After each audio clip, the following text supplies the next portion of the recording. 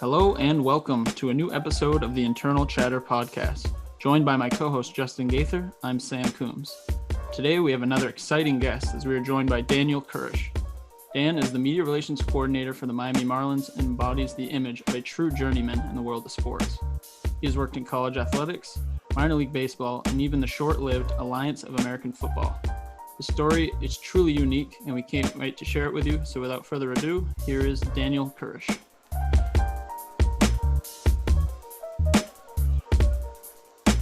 All right, Dan, how are we doing? I'm doing all right. How are you guys? We're doing just fine. Awesome. Doing awesome. So we'll jump right into this. So this past season for you, I'm sure was a crazy one, but kind of, where are you at right now? Obviously you're with the Marlins.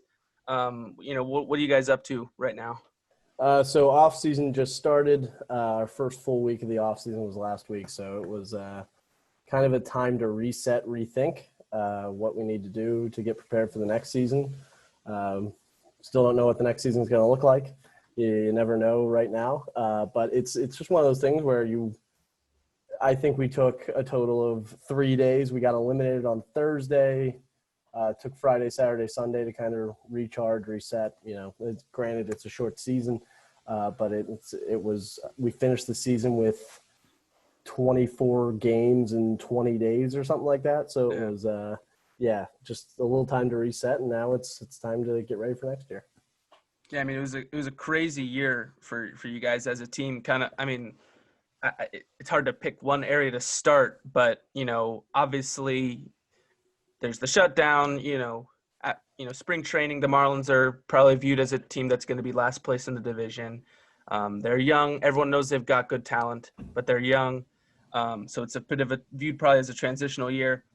Now all of a sudden, okay, we got a 60-game season.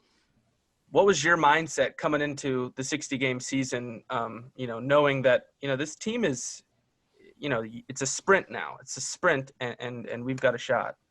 Yeah, so in spring training, I think even the most optimistic folks were just like, they're going to be better. They're going to be better. They're going to be at least, they're going to be hovering around a 500 team. And, I think a lot of people in a 162-game season would have seen that as a success. Of the team got better. They lost 105 games in 2019 and came back. And if you could hover around 500 and just kind of win some games that you weren't winning the year before, everybody would be happy. Once you get that 60 games, it's like, hey, anything can happen. You can get hot for 60 games and win a division. You never know. Mm-hmm. As the season's going on, we started 7-1, and you're like, oh my God, we might pull something off here. You get the big issue with all those guys going on the IL, and you never know how the young guys are going to perform. And I think Major League Baseball in general this year, if you really look at it, so many young guys. Yeah. An unbelievable amount of youth that came in. And if you look at those spring training games, and the Marlins last 2 years have had a really good spring training record, a lot of that is the starters leave and the young guys come in, and the Marlins have very, very good young talent. And so they're winning a lot of those games late in the game because they have this really good young talent, and it's outperforming the other team's young talent. And I think that's kind of what you saw this year. You see these unbelievable young arms. You see Sixto Sanchez coming in throwing 100, 101, and it's unreal. Yeah, and it was very exciting to see that. But you take a look at what everyone needed this year to get through the 60 games and how much youth was infused in all these teams, and I think it was a very good situation for the Marlins to have youth against youth, and ours was just better. Obviously, coming in, it was a new role for you specifically. You start up in spring training, and then the COVID stuff happens. Obviously, you guys got a chance to play and showcase the talent, like you just said. But for your role specifically, you were coming into a new role, and all that happened. What was kind of going through your head at that time? So yeah, you finally get comfortable, right? You get comfortable in spring training. Everything is all right. We're gonna be all right here. Can't wait to. I was supposed to travel, so I'm thinking, all right, cool. I'm going on the first road trip to learn what I'm supposed to do, and then I have family in Arizona and Philadelphia and all these places. I'm like, oh, cool. I'm gonna go on the Arizona trip. I'm gonna go to Philly. I hope once or twice. This is going to be really cool. And then you get shut down. You're like, I have no idea if we're even going to play a single game. Cool. Right. Yeah, so it's a whirlwind, and when you just sit down and consider, like, well, there's nothing you can do about it. There's nothing you can do. This whole situation is really rough on a lot of people, and I was lucky enough. I was furloughed, it sucks, but like I got brought back. I was one of the very lucky ones to get brought back. So you'll never hear me complain about a single thing about it. But as the season goes on, or as you get brought back, you're like, okay, well, what does this look like? I was a tier 3 individual, so I wasn't allowed to be around the players. I wasn't allowed to be around any of them. So I worked out of the press box, maintained social distancing from everybody, wore a mask the whole time. And, it was different from the whole press box atmosphere. We had some people in the press box, but we utilized the booths a lot. Yeah. So like MLB.com had their own booth. Miami Herald had their own booth. We had our own booth, just to keep people away from people. It was really strange on the road with the broadcasts coming from our stadium the whole time. Mm-hmm. And I'm sure they would tell you that was horrible for them, and they never want to see it again. Yeah. But I mean, we got through it. And so me and a coworker, one of us was at every single game, home or road, at the stadium, just dealing with it. So it was fun. I'm one of those people, I think I'm a glutton for punishment. So it's just one of those things. You are an Eagles fan. Yeah, I am. So I'm definitely a glutton for punishment for that. Yeah. But yeah, it's just one of those things where you take pride in the struggle. Mm-hmm. And it's just, it was a struggle this year, but we got through it, and I think we got through it very well. I think that's kind of the most baseball thing you can say is in working in baseball is you kind of have to be someone who just likes getting kicked in the nuts perennially, because even if a season goes, without a global pandemic, it's 162 games and no one cruises through the whole season. I mean, Sam and I as interns, obviously with the D-backs last year, had, probably a dozen days each where it just felt like I'm not going to get out of here alive. And then get to the end of the year and you're like, all right, that was actually incredibly fun. And like, I would do that again 100 times if I could. Yeah. And it's just, I think it's just a mindset that you have to have. When you're sitting in the office at midnight and the game isn't over yet, and you're sitting and you have some things to do after the game, you're like, I'm never going home. I'm not. This isn't happening. Yeah, it's like a bargaining with yourself, kind of like, let's compromise. And then you got a day game the next day too. I'm not giving you any sleep, but I need you to not shut down on me. And then to somehow have the ability in your own head to crack a joke and laugh immediately after that, like knowing that everything around you is crumbling, you have no personal life. Everything is horrible, and you're smiling through it like this is going really well. Yeah, it is complete. It's even worse in the minor leagues. You're on a bus through the night, and you're sleeping on a bus. You call a game the next day, and you're like, this is the stupidest thing in the world. So kind of in sticking with that. So obviously, season starts. Great first series for the Marlins. Go up to Philly, take 2 of 3. Well, I think 2 of 3. It was 2 of 3. Offense looks great. Team's looking like, okay, Phillies are supposed to be a good team. And then it hits. What was that like from your perspective, from, obviously your role on the team? What's that like? Are you just getting text after text saying, okay, now it's him. Now he's positive. Now he's oh my God. It's now, oh my God, all these guys. What's that like? So not necessarily that. And I will say this, that my department is incredibly level-headed and not panicked. And it wasn't like a now it's him, now it's him, now it's him, now it's him. It's just like, hey, I'm first off, I think it's just a matter of my LinkedIn or my Twitter account or something that my coworkers don't necessarily advertise the fact that I don't know what it is personally. I don't, but I got every national media member DMing me on Twitter or emailing me. I'm like, why is it me? Like, I am the lowest on the not hitting up the VP here. We're hitting the like, coordinator. why me? And so then I have to hit up the VP of like, hey, this is happening. What are we doing? Like, what? They just want to make you do the dirty work, I think. I just, it was amazing to me. Like, CNN is DMing me, and I'm like, why me? There are other people with Wolf this Blitzer in their is bio. sliding in my DMs. Yeah, like, what are you doing? Who do you think I am? And so, yeah, I assume they all thought, they're like, yeah, I hope you're safe. I'm like, I'm nowhere near them. Like, I'm in Miami. They're in Philadelphia, whatever.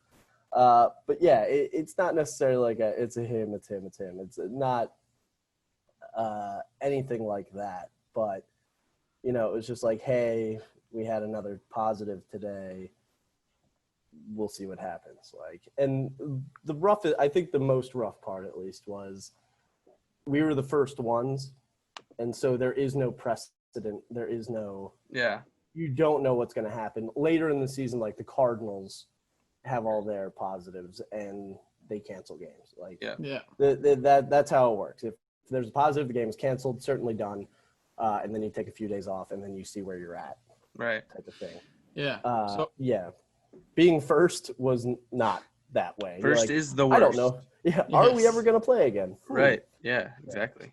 So, you know, obviously for you, it was for that being your first season full-time in Major League Baseball. It's kind of crazy, everything that went on, you know, from playoff baseball to COVID to all that. Kind of what are your biggest takeaways going to be to kind of push you forward as your career goes along? I mean, crazy first season. Yeah, you know, it can't be weirder, right? You wouldn't think. You wouldn't think, but here we are. It couldn't be weirder. That's the kind of thing that I think I'll take away from it, is just a completely unique experience. Right. That if other people ask, like, what do you think you bring to the table that no one else can? It's like, well, I survived. Yeah, I've been through some stuff. Like, we've been through a thing or two, and it's one of those things that you have to be completely adaptable. And, you know, nothing is ever going to stay normal or the same, and you just have to be able to roll with everything and come up with a solution to literally anything. Literally to a season being cut into a third. Right. And so I think that's my biggest takeaway, is you have to be able to adjust and be flexible like that. And I think that everyone who worked this season, doesn't matter what team you were with, you went through just the weirdest thing you could, and you came out on the other side. Yeah, I think adaptable is the perfect word, and I think that's a good segue into the next area of this discussion, which is kind of how you got to the Marlins. Obviously, you had a handful of stops along the way, some of which, as we'll talk about, were more interesting than others. But, you know, kind of take us through the journey, because it seemed like you kind of started down the broadcast path, as a lot of people do, and then you kind of, you know, mold yourself into a PR person and are obviously now in that situation. But, you know, where did it start for you? It started in college, I would say. I mean, I always had a deep appreciation for my hero was Harry Callis, the Phillies' longtime radio and TV broadcaster. Yeah. I remember sitting in my grandparents' living room in West Conshohocken, Pennsylvania, just outside of Philadelphia, and just listening to him on summer nights. And those are my favorite memories, of just watching Phillies baseball there with him calling it. And I remember in the glory years of the Phillies, the 2007, 2008. I don't know what you're referring to. Yeah. The 2007, I remember me and my dad watching the clinching game on the final game of the season, and needing to find a way to hear the Harry Callis call of it. Like that was kind of like, you had to hear it. And then the next year again, you wanted to hear the Harry Callis call of clinching the division again. It was a little earlier. But yeah, just a deep appreciation for that. And then in college, I went to LaSalle University in Philadelphia. Luckily, it was I will say this, that I don't think I've ever made a better decision in my life, and it happened at 17 or 18, whenever the heck I decided I was going to LaSalle. But deciding between schools, it just worked out completely perfectly. I had the opportunity to play Division I soccer for a year and discover that Division I sports as an athlete suck, so you shouldn't do that ever. Continue the Kurish one-year legacy. Yes, if there is something you can do to enjoy playing the sport, it's not Division I. That is a job, and it is very difficult, and I have an immense respect for anyone who does it, but it sucks, especially when you're not really that good. Mm-hmm. So, especially when you're going to ride the pine and you're working as hard as those guys, and you're like, I'm never going to play. This is dumb. Yeah. It's hard to get that professional job experience at the same time that you're doing that. Exactly. So I had the radio station at LaSalle was just completely student run, and it's a smaller school, so there are just opportunities to go out and do whatever you want to do. So actually in between my freshman and sophomore year, the president of the general manager of the radio station, elected official between the 10 people that actually work at the radio station. Straw poll winner. Graduated, and then no one cared. Like, no one cared about the radio station. And me and my buddy, Pat Andrews, decided we care. And they elected me general manager and him my assistant general manager as a sophomore. I was like, big nod. Yeah, because, again, one of 10 people that cared.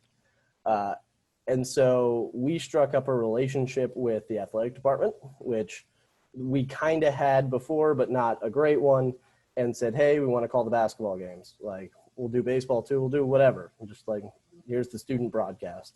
And they're like, done, you can do it. Here's your spot on press row. We're going to put you in the corner. And yeah, you guys can call those games from down there. I was like, done deal. So I called every LaSalle basketball game I could. But I will say this, I was diplomatic. Anyone that wanted to call a game, I didn't care if you'd ever done it before. If you wanted to do it, if you wanted to try your hand, you could. We will split them up evenly. Bigger games go to me. I will take the Villanova game. I'll take Drexel off your hands. Yeah, you can. You guys can have Fordham. Yeah. So that was kind of my thing. And the beauty of it is I got to call games at the Palestra. And now, having worked at the University of Pennsylvania, I know that they stuck me at the top, whereas they put everyone else at the bottom. So I got put up in the rafters, but that's fine. No grudges here. Yeah. So I did that for 3 years at LaSalle, and I ended up winning the Harry Callis Award from the Phillies in between my junior and senior year. That's sweet. Yeah, and I also had an internship with the Philadelphia Eagles as the scouting video intern. So I was filming practice, and that was my first experience traveling with the team. They traveled the intern because I had to deliver the pictures. You know how they have the Surface Pro tablets on the sideline? They were paper when I was doing it. So I had to print out those pictures and take them to our offensive, defensive line coaches, our offensive and defensive coordinators, so they had stuff to look at. Much easier to spike those, by the way. Nothing happens. You don't break a surface. Yeah. Quite on the just slam a stack of papers. You're just killing a couple trees. Yeah. So after that, I applied for an internship with the Oakland Athletics, which was a complete I did it on Teamwork Online, whatever. It was the broadcast assistant, which it was an internship. And I got a call to do an interview during my spring break. Adam Loberstein was I think he was the manager of media relations. It was technically a media relations job because it wasn't really broadcasting, but you were recording the manager's interview, and then you were just giving stats and info to the radio broadcast. Mm-hmm. And I was actually at home. He goes, hey, are you in Philadelphia right now? I was like, no, I'm actually in Gilbert, Arizona. He's like, ooh. Yeah, no.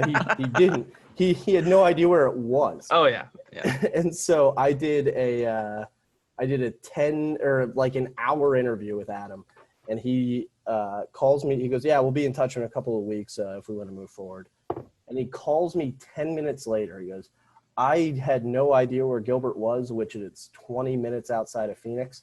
They were in spring training at Phoenix Municipal, Yeah. Oh my which gosh. is 15 minutes from my house." And he goes, "Do you want to come in for like an in-person thing tomorrow? Like whatever?" And I was like, "Yeah, sure. Whatever you need me to do." Yeah. And so I went to Phoenix Municipal, and he goes, "Yeah, I asked all my questions yesterday. So like, let's just talk and watch the game." Like, so I sat there for three innings with him. Yeah. That's Yeah. really cool. I wish all interviews went like that.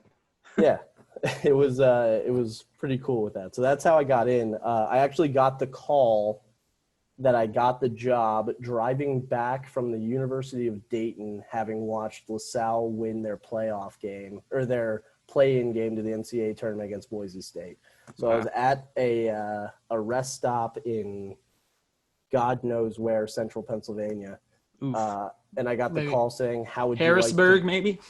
Not even. We're talking on the west side. Talking Jersey Shore, Pennsylvania, maybe? We're talking you can still smell Pittsburgh. Yeah, you get the whiff of the steel. Yeah. Okay, all right. Yeah, somewhere in there asking me if I wanted to be an Oakland Athletic. I was like, sure. Yeah, that sounds pretty cool. Better than being where I am right this current second. Yeah, which led to my brother, probably one of my brother's favorite stories of we won the AL West that year, and we were playing in the playoffs against the Detroit Tigers, and the deal was I stayed at an extended stay America in Oakland as my apartment because I was only going to be there for 4 months, like not an apartment thing. So I had it through the end of the season, and then to save money, I checked out and was going to drive home, but my brother was with the Padres and said, "Hey, why don't you just come down here, hang out? Then at least it's a shorter distance than going to Phoenix by like 2 hours probably." He was like, "Yeah." And so it was shorter. So why don't you just come down here? I'm like, okay. So we left tied 1-1 in the series. I went either lose these 2 games so I don't have to go back up, or win these 2 games so I can at least have a few days. So I don't have to go up there for the possibility of 1 day. Right. We split in Detroit. So I went back up there for 1 day to watch Justin Verlander shove for 7 innings, followed by Max Scherzer shoving for 2 innings. Decent pitchers. I would say they're both mediocre pitchers. Yeah. I'm sorry. Scherzer only threw 1 inning. Joaquin Benoit got the save. Prime Benoit. Benoit. Prime Tigers Benoit. Yeah. So I went up there for 1 day to get eliminated and then drive home. That's nice. Yeah.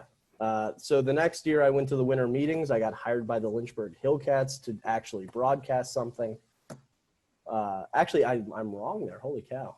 There's too many stops. It is minor league baseball. I did a year with the York Revolution, which they had purchased a radio station. The team owned the radio station. So I was like hosting shows on the station and doing play-by-play, and it was a lot of fun. There was 0 media relations involved in that. You were media relating with yourself? Pretty much. There was a very minimal media relations. I was not needing to do game notes because I was the first broadcasting assistant they had ever had there. So the broadcaster who did all the game notes really didn't want to give them up. I don't know, like there was his labor of love, or he didn't know how to pass them on or whatever, but he did them all himself. So that was probably the easiest. Show up at 1 o'clock. Talk about baseball and go home. Goof off, call the game on the radio, go get a beer after the game and leave. Yeah. So the next year I went to the Lynchburg Hillcats after going to the winter meetings.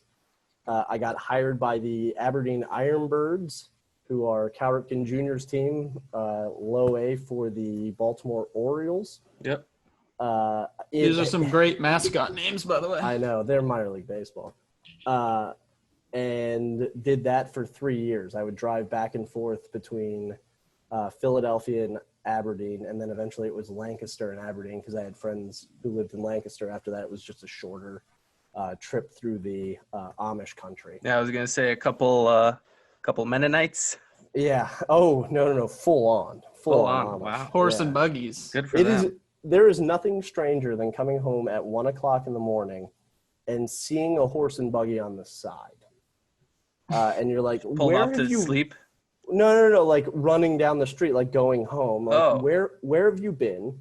Uh-huh. Why are you out so late? Like, you have a million reasons to not do this. The And butter needed to be churned, Dan, is what you don't understand. late night butter churning does not sound like a very family friendly thing. It's the only time to churn.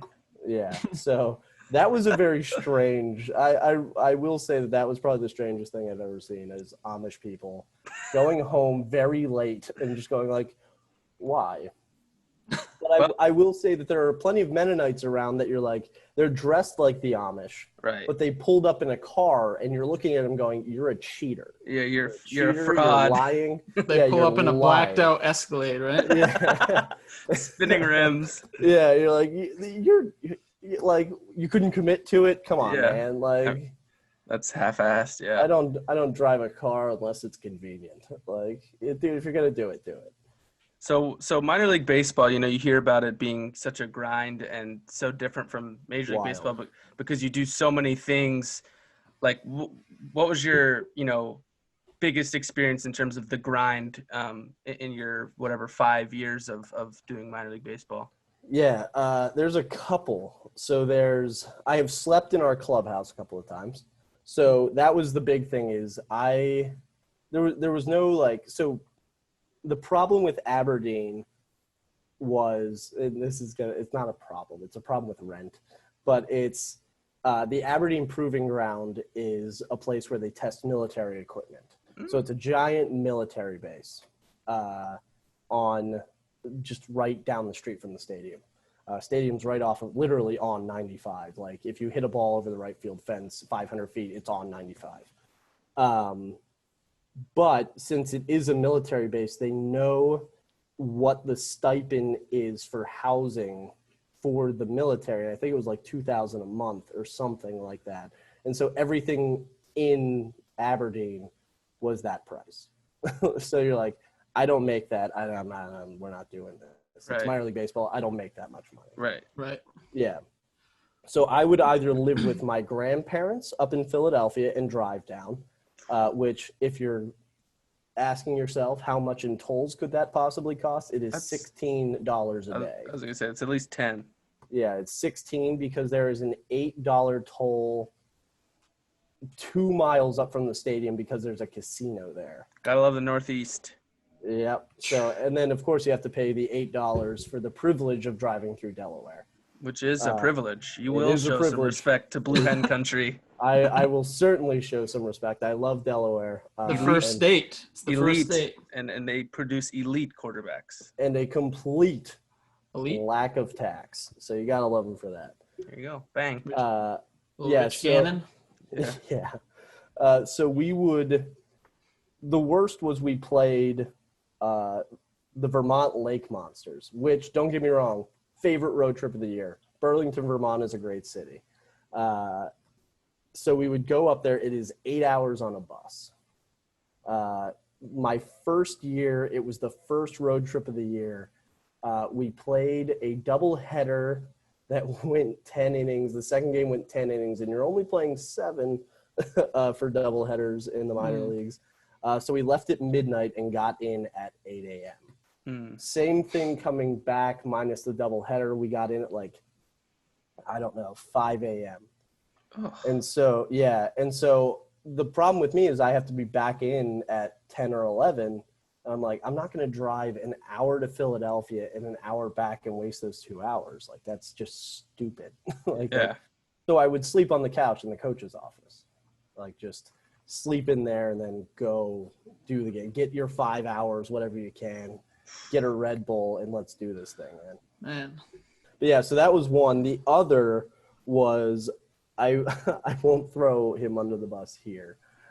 But I had a less than great general manager my final year, and he used I got hired full time there my final year, and he used every non-exempt, so non-hourly employee to deal with these high school baseball tournaments that the city of Aberdeen, which the city of Aberdeen and the Ironbirds are constantly butting heads. They are just as any one professional sports organization in their host city tends to do. correct. And so they are constantly butting heads. So the city actually owns the building. So they would just do everything they could to annoy us. And then we would do everything we could to annoy them. So the deal was they would put these high school baseball games in our stadium that they'd get to play their high school baseball in like March. And then we would have to staff it though. So that was their annoying us. Yeah. And so he would take the non-exempt employees to work these games, but working them meant after the game, we're not hiring a cleaning crew. You guys are picking up all the trash from these people. So you had, I don't know, like maybe 1,000 people there, but you have these disgusting hot dog boats and all that kind of stuff, like picking them up. And it's gross, man. And you're like sitting here going, I have a college degree. I've been like doing, and I'm picking up trash. Like this is absurd. Like I realize it's other duties as assigned and all that kind of stuff. I don't mean to sound petty, but there were plenty of other duties as assigned that were stupid. And I'm like, I don't need to be out here picking up trash. Right. Like, this is so Is dumb. that when you started to doubt a career in minor league baseball? The hot dog boat pickup? I would say that it certainly soured me on that location with that administration. We would call that. You were losing interest in the Penn League?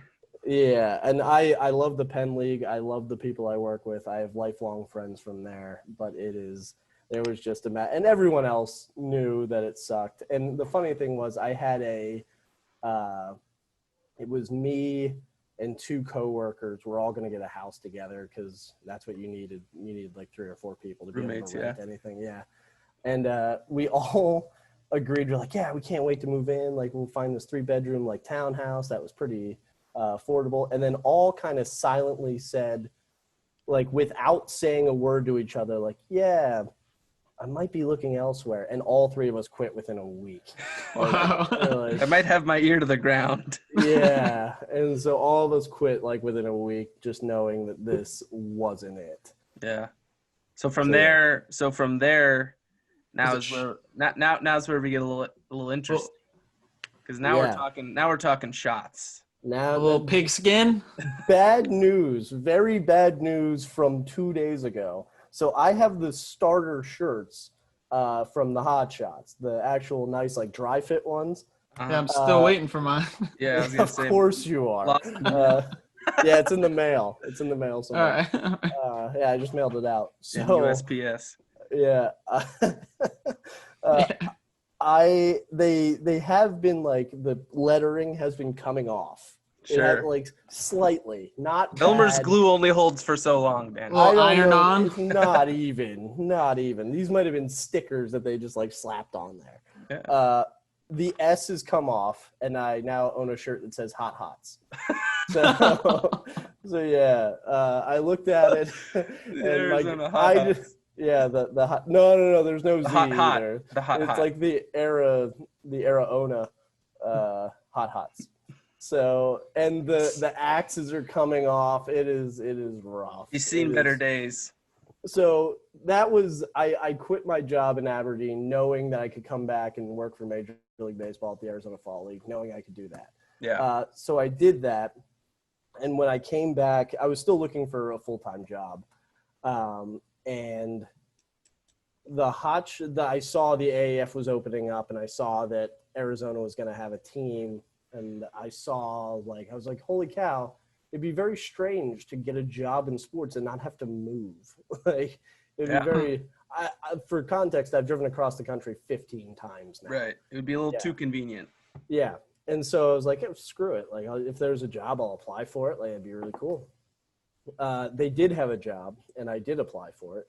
And I got a call from Scott Brubaker, who was our team president. And he asked if I wanted to meet for coffee. I was like, coffee is disgusting, but sure. What kind of Kurish are you? Yeah, funny. I have started drinking coffee like this month. Don't let him know. Do not let him know. Oh, he knows. The deal is that you have to creamer it to death in order for it and to drink taste. 5 cups of it as well. That's my thing is just the vanilla creamers. French vanilla creamer. It's the only way. And as you would know, Wawa coffee is the only coffee. So. Actually, tangibly better. It is. In fact, I have a pound of Wawa pumpkin spice coffee. Oh, wow. Special edition. Oh, yeah. I tried to buy Wawa creamer. This is all I was going to say, have them off the subject. Have them mail you some hoagies while you're at it. We have Wawa here in Miami, so I am Oh, of course, because it's just thrilled. Yeah. But anyway, I got a call to meet him at a Starbucks down the street from Scottsdale Stadium. I did that. I had no idea if I did a good job in the interview or not. Usually I can tell. I can figure out that I either have or haven't. And this is one of those that I was like, I have no idea. Mm-hmm. So it's a strange dynamic. It was a strange dynamic in the AAF of people who work for the team and people who work for the league. So I didn't have a boss at the team. My boss was at the league. And so, but I work for the team league. Right. So, yeah, it was very strange. So my boss, and there were 2 levels of bosses. So there was a VP and a president of media relations. The VP was Fitz Ollison, who is one of my favorite human beings. He called me and we were talking, just interviewing at the job. And he goes, "Hey man, I've looked, you're really good. Like you're really good. And I think you'd be a great fit for this." I was like, holy cow, like this might be going well. This might be going somewhere. When I got the call from the president, I was at a fall league game. I was actually working a game. And she was trying to call me, and I was not getting it. It was not going through my phone. Like I was walking around in the outfield on the berm, like, why isn't my phone ringing? It's time. Like, I guess, she's just a little late. It's okay. Fitz calls me and says, like, dude, what's going on? Like, why aren't you? I was like, I'm not getting a call. Like, give me her number and I'll call her. So I called her. And she's like, yeah, that's very strange. It's very strange. Like, you don't believe a word I'm saying. I'm like, this is going to ruin this entire thing. Share your location with me, Dan. Yeah. I was like, I have no idea why it wasn't going. I have no clue. And so I'm talking to her. I'm like, she's already pissed at me. Like, I'm some kind of idiot who doesn't care about this. And so I'm going like, this is dead. This is dead on arrival. I'm never going to get this job. So Scott calls me, and I think this is the greatest, at least money story I've ever heard, that he goes, hey, we're all making sacrifices, to work in sports. We all have to make sacrifices. What a great opening line. Yeah. And so, I took a pay cut to work here. And so, you're probably going to not like this number. And he presented a number that was 40% higher than what I was making in Aberdeen. Yeah, I don't think he fully understood that you worked in minor league baseball. Yeah. And so I said, yeah, we're all making sacrifices. But I guess if I have to. I am like holding back laughter, going like, yeah, we're all making sacrifices. So let me see what. Let me crunch some numbers, see if I can move some assets around. See if we can. He goes, yeah, you're one of my finalists. So I was like, okay, cool. So as that's happening, I got a call from Longwood University to be their broadcaster, which Longwood is in Farmville, Virginia. Yes. Which is very appropriate for that name. I had called some Longwood games before, so I was like, oh, maybe, I could do this if this Hot Shots thing falls through because the president hates me. And so I get a call from Scott saying, "You're my guy. I gotta have you." I said, "Look, your number was really good for me. If I can, let me just talk to Longwood real quick, just to make sure that the number is that they can't get to that number, just to make sure. Like, I'm good." I said, "I don't want you to think you're a backup plan, but my dream is broadcasting." And he's like, "Well, actually, we found 10,000 more," which was like twice what I was under making. the bed. Is Let's where it was. go. Yeah, and I was like, "Let me talk to Longwood. Let me make sure they can't get to that number, because they can't. But give me a minute. Like, just give me a minute." Give me literally 5 minutes. Yeah, and so I called Longwood, and they literally never emailed me back. So they're like, They're like, this guy's actually a psychopath. Yeah, They're like, like, nobody here makes that number. Yeah, they're Nobody like, here has seen that much money. Yeah, they're like, "Shut up, idiot." And so I was like, "Yeah, I'll do this. I will work for the Hot Shots." Which the Hot Shots was the greatest job I ever had until it wasn't. Wow. Yeah. So So what's that? Take us through the last day? Like, things are you're probably starting to get into a little bit of a rhythm. Honestly, it was what, 6, 7 weeks in. things were great, man. Like, we were the only thing, and don't take this the wrong way on Rick. Rick Neuheisel, our head coach, was the nicest man in the world, incredibly personable, incredible in interviews. This dude's on CBS. Like, Yeah. My only problem with him was I would text him and he would never respond to a single text. I would call him. He would pick up in one ring and, "Daniel, what's up?" Did he know how to text? He knows, because he sent me 2 texts ever, and both were like, "Curse word, I'm sorry." Just all emojis. Yeah, like, sorry, missed it, sorry. And so he would have a radio interview every Tuesday, I think it was. So I'm still friends with his son, and so I would text his son, who worked on our staff, and say, "Hey, remind him, please, that he has a radio interview." Right. But things were great. We won our first game. I think we were there. We got through 8 games. Yes, sir. We were 5-3. We were in first place, having beat San Antonio. And then I actually have the pictures on my phone. I got called aside to warn Rick that Charlie Ebersol needed to talk to him. The old so I was like, chairman of the league needs to chat. Yeah, and so I was like, that ain't great. And so I see it. I'm like, I had to take a picture of it. I was like, he's talking to him at the end zone of the Alamo Dome about God knows what.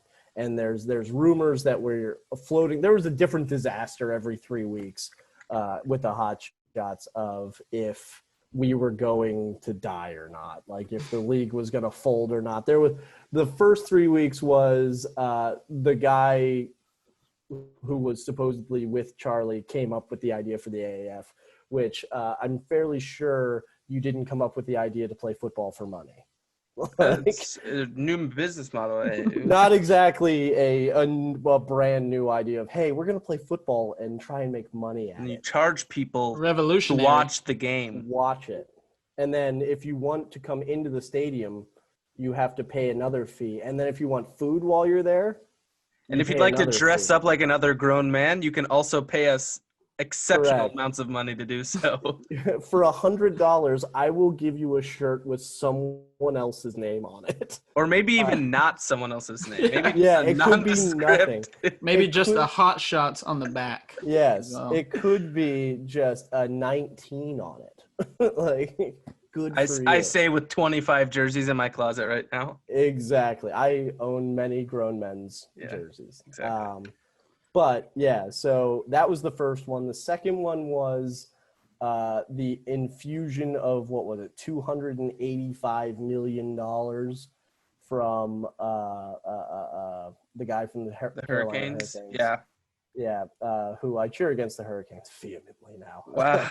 Yeah, not a fan of the what are they called, the storm surge? Yeah, no, not at all. So there was that, and they're like, well, they're out of money. I was like, well, we're not out of money now. We got $280 million. We're good. And then we were out of money. Yes. And so we were tipped. It was actually my routine because we would have Monday and Tuesday off because we would play on Saturday or Sunday. So we'd either have Sunday, Monday off or Monday, Tuesday off, whatever they were. And so I would go play golf. Honestly, I would just go play golf. As one does. I think, yeah. So after we beat San Antonio, I think that was the last AAF game. So it was the Sunday night game that week. I was on the golf course on Tuesday. What golf course? Western Skies. I in knew it. Arizona. That was simple, right down the street from my parents' house. It was easy. Easy. Yeah. And so, and plus it's an easy course. $30 and Yeah, bang, done. Go score. So I'm playing, and I have, I'm on the 10th tee, and I get an emergency call from my bosses saying, hey, we need to get a call together. This is a problem. And so we're like, okay. So I hop on, I pull off to the side, and I'm like, I can't believe they're ruining my round of golf. that was my first. I was like, I was going low today. Yeah, I was like, if this turns out to be something bad, I'm not going to get 18 in.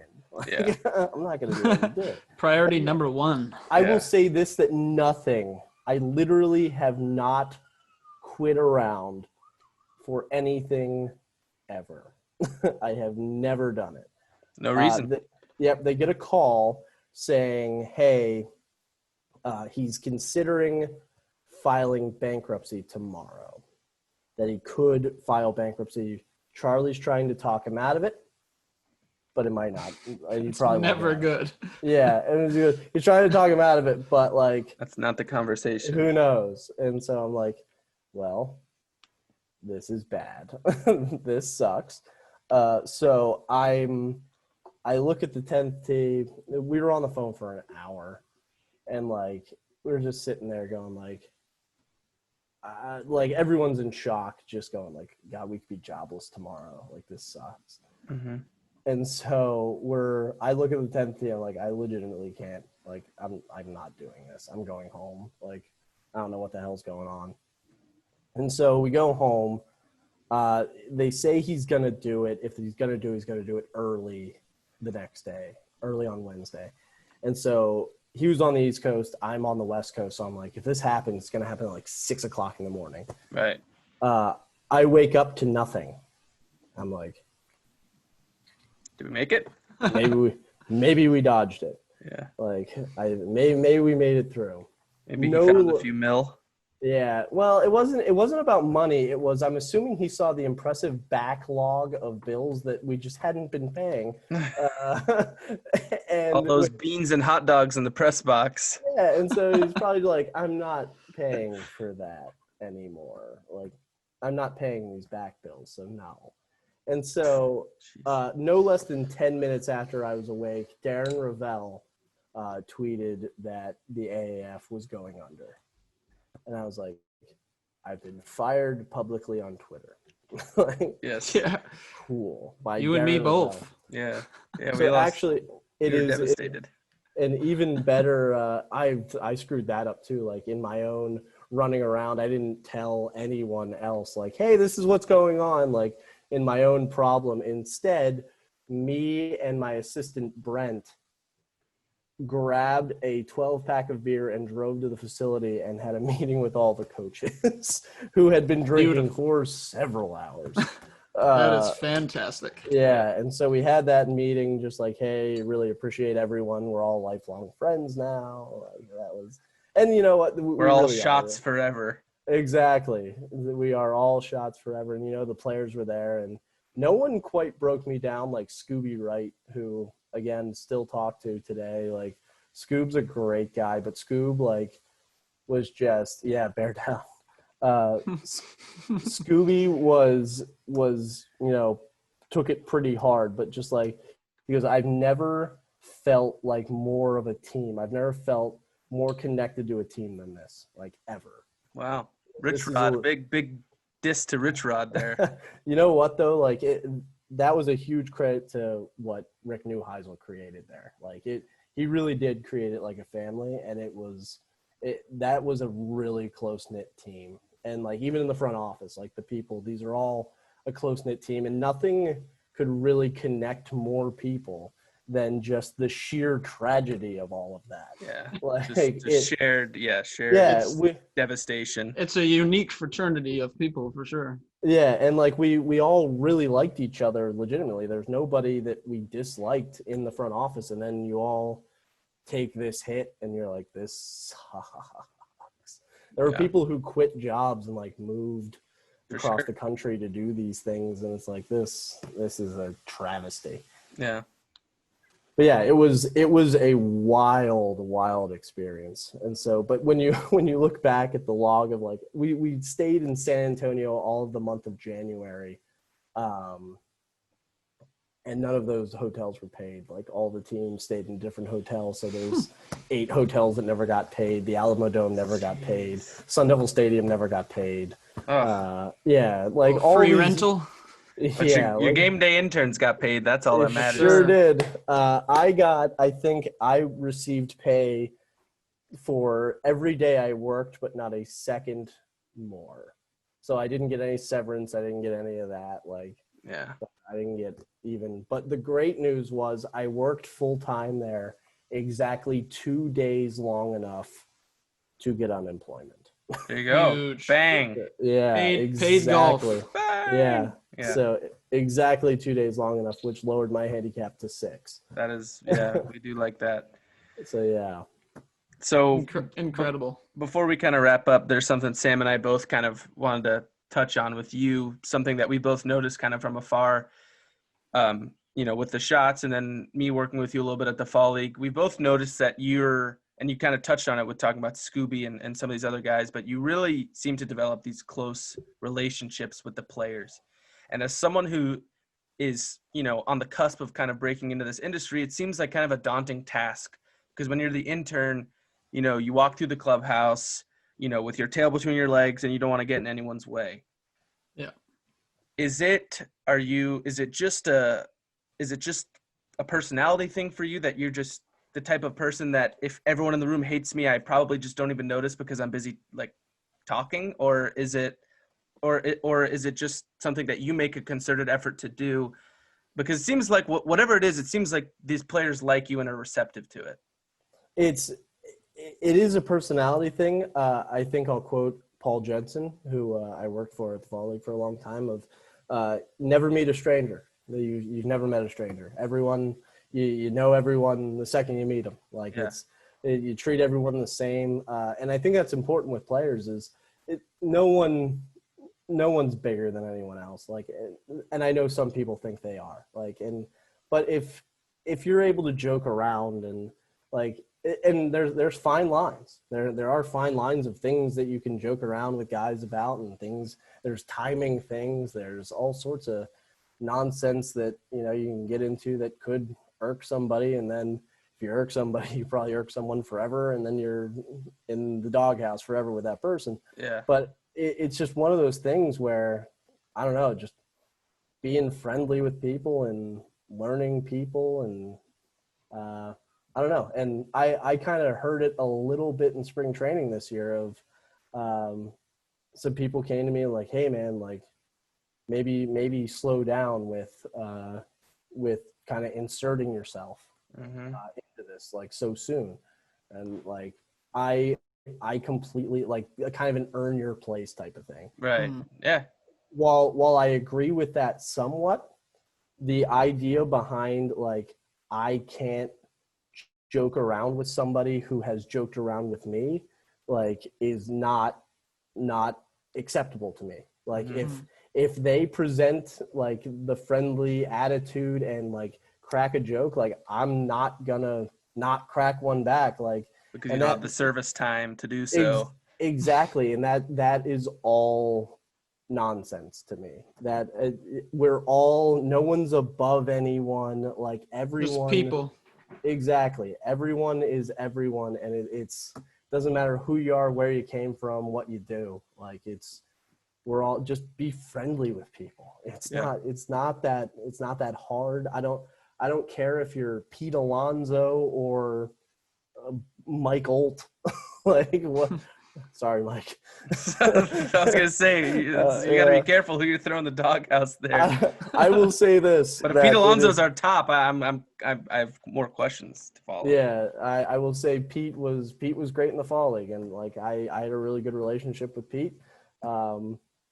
Yeah, and so like he came in the top power hitting prospect in baseball, and like you treat him like everyone else, and he treats you like everyone else. Like it's just one of those things. I don't know how to explain it very well. It's just if you have an open personality and you're able to go in there and talk with anyone about anything, like just go be yourself, talk about whatever you want, whatever they want, and just, do your thing. Yeah, for sure. Another question I would have is kind of, we went through your experience and stuff. Obviously you've been here, there, and everywhere, and AAF, college. What kind of inspires you or inspired you to like go through that grind, stay with it, to now obviously you're full-time in Major League Baseball, but the bumps in between? It's funny. So I've obviously had a great example in my brother. I've seen him. He's 3 years older than me. I've seen him go through everything that there is. So obviously he's a huge motivation and a huge,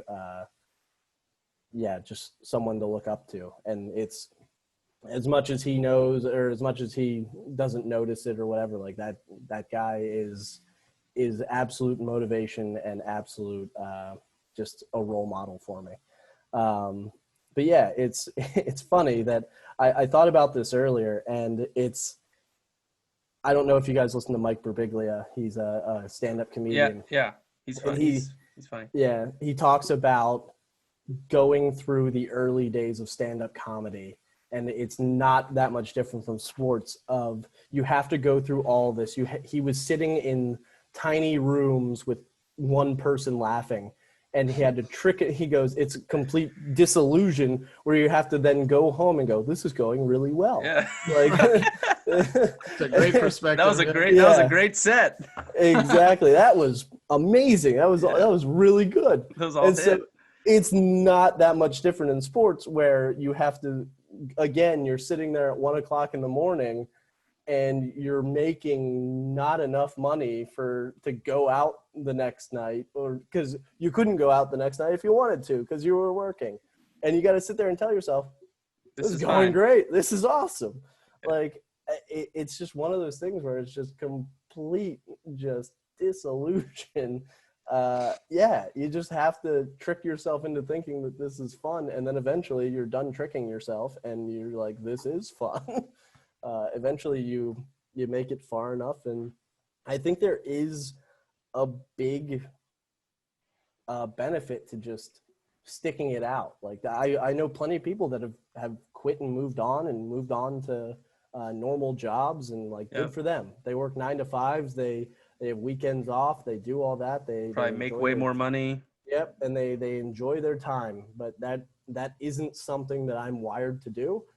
It isn't something that I want to do. It's just I don't know.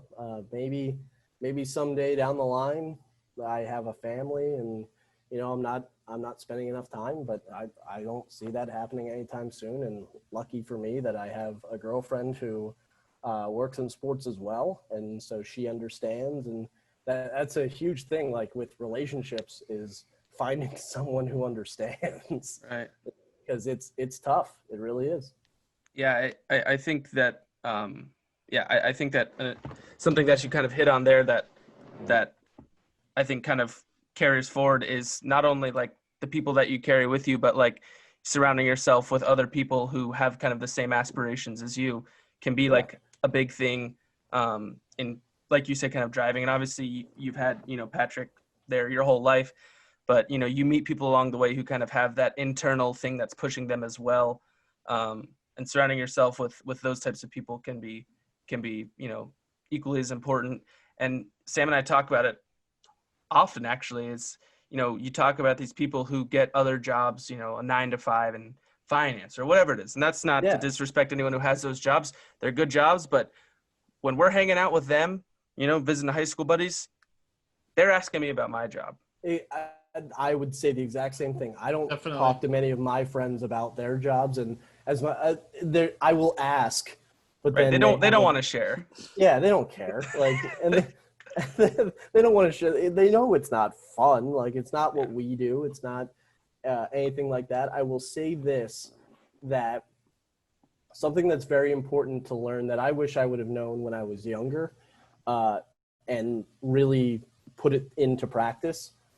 Jealousy is very easy to get into in this. Of you see someone that you're more talented than, that you're better than, but you see that they got the job that you were trying to get, and it's very easy to sit there and go like be mad and just like not congratulate them, and that's not at all how this should be. There are so few jobs for so many people that want them, and that's why they pay so little, honestly, because if you don't like it, somebody else will take it. Like, this is a very highly desirable job, and I don't know, it's probably been the last 5 years I've developed it, of just like, don't be upset. Like, good for that person. Like, that's getting that full-time job, doing that sort of thing, being able to be rewarded with that is what we all deserve. Like, anyone who goes through this is what we all deserve. And when someone finally gets it, just because it wasn't you when it happened, like, your time is coming. You deserve it too. It's going to work out for you. You're gonna end up where you need to be. And it's something that I think needs to be developed a little more of. I know so many people that just like, I can't believe this person like got that ahead of me. And like, well, you know what? It is what it is right now, but congratulate that person. That person earned this. Like, we all fought through this. Like, everyone goes through these ridiculous hours for not great pay, and like, just do it. Like, just be happy for people. Like, they should be happy for you if you got it. That you would expect them to be happy for you. Yeah, that's well put. I think that's really important too, because I mean, this is all relationships too, and those people can become your peers and maybe help you in the future, and like just having that mindset is pretty big, I think. Yeah. All right. So Sam, you want to take it this week? Yeah, let's do it. All right, we got one more question for you, Dan. Oh boy. We're gonna kind of put you into a scene of sorts. So you're getting out of work, you're driving by South Beach, you're in your car. Driving by a car on fire on the side of the interstate. You've had a great day at work, and this song comes on. What song is it that you would it comes on the radio and you're just gonna belt out like you don't care? Man. People are in the car. You're bobbing. You're windows down. You're just every time this song comes on. First in off, the moment. This is the worst part about me. I've worked in radio for a really long time, and I refuse to turn on the radio ever again. So on my phone, shuffle comes on. I will also say this, that I'm a huge music guy. Every Thursday at midnight, I am on my Spotify. Getting your Discover Weekly. Getting my whatever the new one is. Jeez, I'm gonna say. Drum roll. Oh man, this is too hard. I love so many songs. The one that pops into my mind right now is "Hurt No More" by Farewell Milwaukee.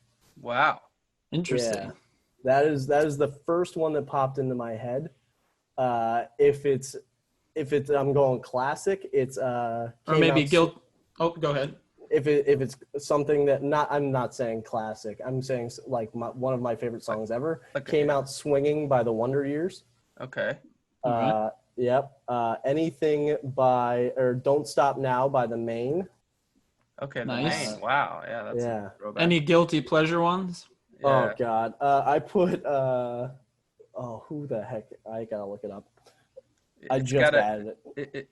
the guilty pleasure, I feel like is typically the one that you want to answer, but you just don't necessarily have the courage to. So I have so many guilty pleasures. Christina Aguilera, maybe? Yeah. No, Hold On by Wilson Phillips. Okay. Yeah, that was just added. Very nice. Yeah, these are no Blink-182 nods from your big bro. Blink-182 rules. They, I will say not the newest album, the one without Tom DeLonge. And as much as I hate to say it, is like their best album. Are you talking about California? Hot take. Yeah. It's their, I don't know. Enema of the State was the first album I ever bought. Wow. So that's the first one. I went to a Sam Goody in New Braunfels, Texas, and purchased the physical CD with change I found in my couch. Classic. That is an old statement that you just made. Yeah, I purchased a know. CD with change. A CD with change at a Sam Goody. You don't even know what a Sam Goody is, do you? You're correct. Exactly. I do not. I also barely know what change is. I also barely know what a CD is. Yeah, Did the CD come with a poster insert? Ooh. I did it? Did it have the nurse on it? She was. I want to say it did. Glove that you put on your door that also featured a "Do Not Enter" sign. I don't think so. I will say this, right, that if I've had a really good day, I have a playlist called "The Greatest Songs Ever Written." Wow. Nice. What's My Age Again by Blink-182. Yeah. Where I Want to Be by The Dangerous Summer. Don't Stop Now by The Maine, After the Party by The Messengers, I Just Want to Sell Out My Funeral by The Wonder Years, White Noise Town by The Gallery. The Gallery had like one album, and now there's 50 bands called The Gallery, so I get updates all the time. Like, oh, they have a new song. Like, that's not them. Feel Good by Griffin and Daya. Wow. We're getting You're all over Griffin. the place. I've seen Griffin live. Yep. Hurt No More by Farewell Milwaukee. Northeast Southwest by the Japan Droids, if you want to get super Canadian in your life. Hoodie Weather by the Wonder Years, because it makes me feel very Philadelphian. And Follow Me by Transit, and Anna by the Messengers. Wow. So these are. I have some new things to listen to because I'm not familiar. Yeah, these are. I will say that the other one, the greatest music line ever written, is a Wonder Years song called "We Could Die Like This," and there's a line in it in the second verse that says, "We watched the 92 birds take the field without Jerome Brown." Oh. And that is the greatest line ever sung in a song. Nothing gets me more jacked up than that. Like, exactly. Let's go to ready to run through a brick wall. Exactly. If I'm feeling, I drove through Miami the other day at night. I went and got, I think, halal guys. I was just driving through downtown Miami and listening to Meek Mill too, which was I was like, this. There we go. This just feels right. Yeah, it's a takeover. It's a Philly takeover. He kept him down in MIA with the Puma Life on his feet. Wow. Yeah. Big. All right. Well, that's definitely the most in-depth answer we've gotten. It's also that might be the first non-hip hop answer we've gotten to this point. I think we had Bee Gees. Yeah, Jimmy. Bee Gees. Yeah, our last guy was the Bee Gees. Wow. Other than that, it was Tupac and OG Bobby Johnson. Yeah, OG Bobby Johnson. There you go. Yeah. All right. Don't get me started on music. I'll go for hours. Yeah, it's an easy topic. All right. Well, we really appreciate you taking the time to chat with us. This was awesome. Definitely. Yeah. So obviously, good to see that you're doing well out there. And yeah, thanks. Yeah, fellas. Thank you.